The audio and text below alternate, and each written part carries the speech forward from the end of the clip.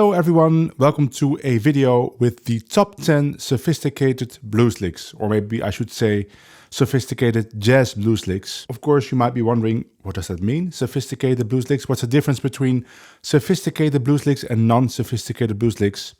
And to explain that, let me tell you how I came up with the idea for this video. In the comments under my previous video about a chord solo played by Peter Bernstein on a blues, somebody commented that there were lots of great bluesy licks in that video in the other parts of Peter Bernstein's solo, but mainly also in Ed Cherry's solo, who's also playing in that video. And I was listening it again, I was like, yeah, these are great blues licks, but they are not the bluesy blues licks now with all the bends and with all the double stops, although there are some double stops. But they're more, I would say, they have a more vocal quality, they are more melodic, even though they use the same principles. And then I thought to myself, you know what? I'm gonna make a top 10 of sophisticated blues licks, partly from that video, but also from other sources. So let's get started.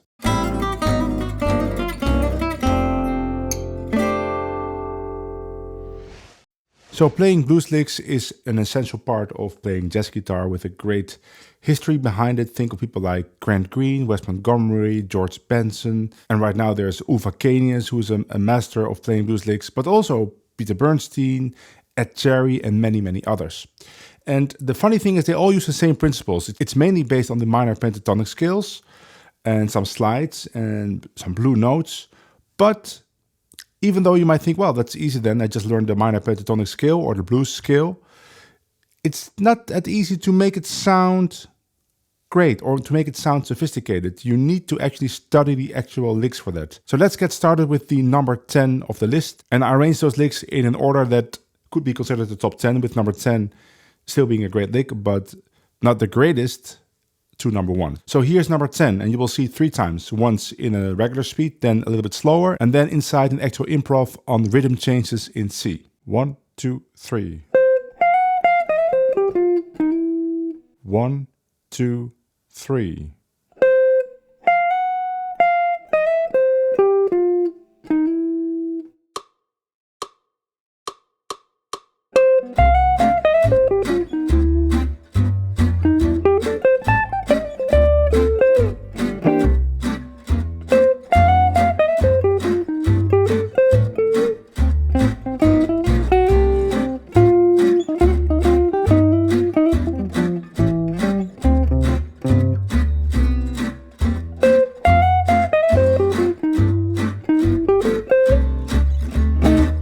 The reason I chose rhythm changes to demonstrate the licks and not a blues is because a blues seems kind of obvious, but I want to show you that these licks, they fit in many contexts. And one of those contexts is, of course, rhythm changes, because, well, you can play blues on the entire A part of that form, and even in the bridge you could by shifting them to other keys. As you noticed in the improvisation, I'm not playing the licks exactly verbatim every time. I'm trying to fit them in the solo I'm playing, so I might change the ending, the beginning, the rhythms, that's all fine. It's more about the principles behind each lick, the ideas behind each lick. This first lick uses a principle that you'll find in many blues licks, and that is playing 2 lead tones to the third. So where you have the third of C is E, and you play 2 notes to the third, but with some slides. And you can slide any of these notes, you could slide them all, but usually it's best to not slide them all. So in this case, we slide the G flat and the E. And then we go back down to the 4 again. So now there's no G flat, we go straight to the 4. And again resolving to that E. And in the tab I wrote a hammer-on for the E and slides for the G flat and the E, but you can play them all with hammer-ons if you want, although it's not that handy. Or you can play them all with slides. It almost sounds the same, it has a little bit of a different quality in it, so just you decide what you find easiest or what you like best. Now, you could play a G flat in front of this note, of course, as well. Right? Those are variations you could make, but I like the fact that it's only once, and then in the lower octave it resolves to the E immediately. Let's go to number 9. 1, 2, 3, 4. 3, 4.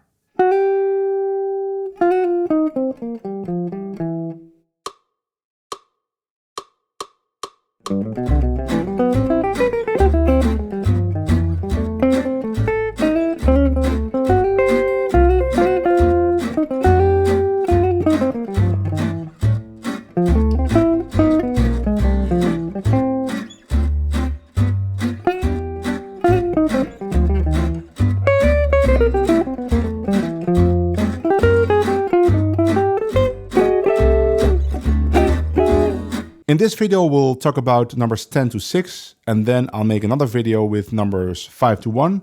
And that video will be exclusively for my patrons over on patreon.com. So if you want to see that video, go check it out. If you join there for the €5 tier, you can download the tab that you see today and also the tab for many other videos. And if you join for the €10 tier, you can see the follow-up video with numbers 5 to 1. And also, of course, many other exclusive videos. The second phrase is in a completely different place of the guitar. Basically, I find there's 3 places to play blues in a major key. The first one is centered around the root of the key you're in. So in this case, we're in C, so then you're here. The second place is around the third, like number 10 we just looked at.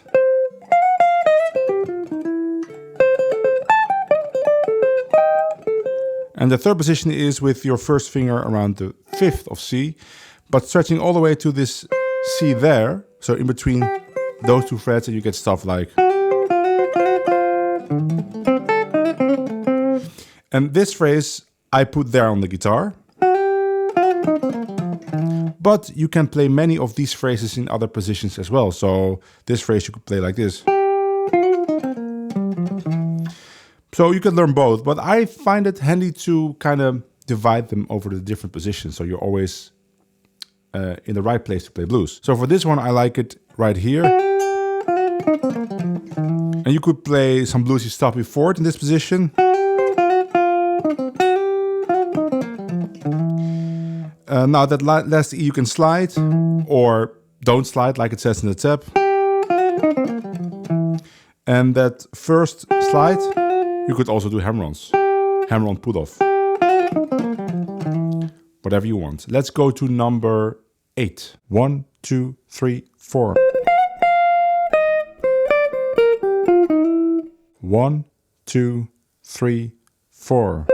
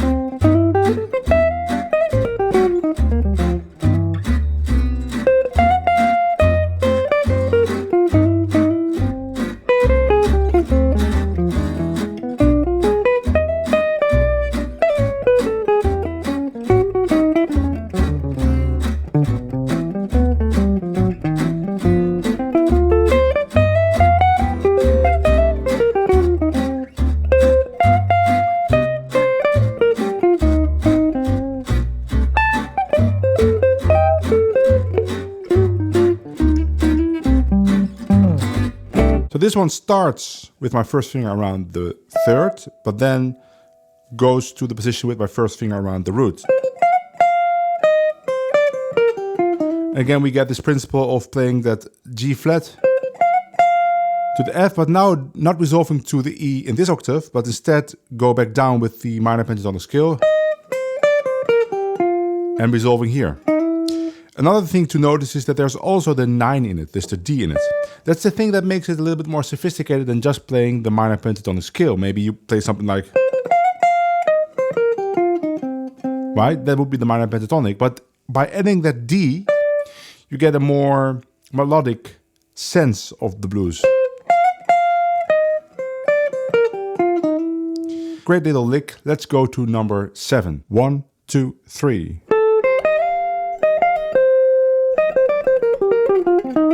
1, 2, 3.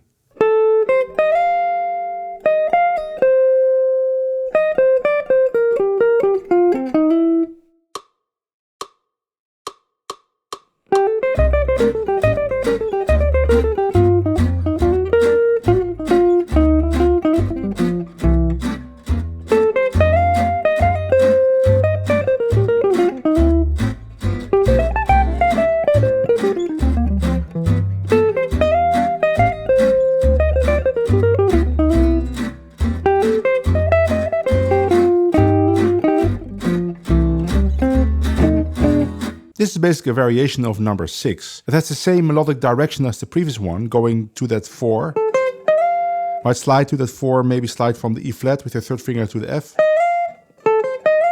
And then going back down with a minor pentatonic scale or minor pentatonic lick, but adding that D in there, that 9. Now this fingering I find pretty handy, but you could also play it like this. Go back here. Might even be easier, so you could learn both. I like the fact that I don't know, they're both fine. I don't know why I chose that first one. I would learn them both. Let's go to number 6. 1, 2, 3, 4, 1. 3, 4, 1.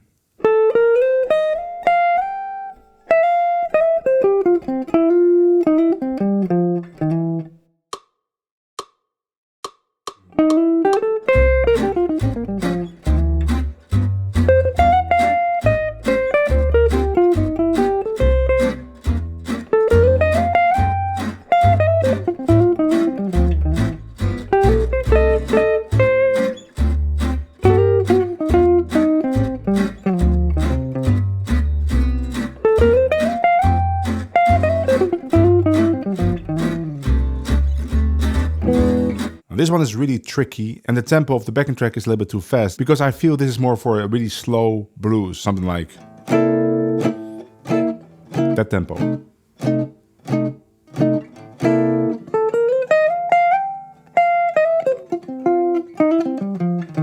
But it doesn't mean you can not play it in a faster tempos. I was doing that on the backing track, but I was just chasing it a little bit. You don't have to play the exact rhythms. It goes for every lick. I'm not playing it verbatim. I'm still improvising with the licks. It's mainly about this first part. That's a great little lick with slides. So you could choose to only play that and do something else after it. Right now I'm combining it with number 10. Or you go on, but maybe you change the 16 notes to something slower.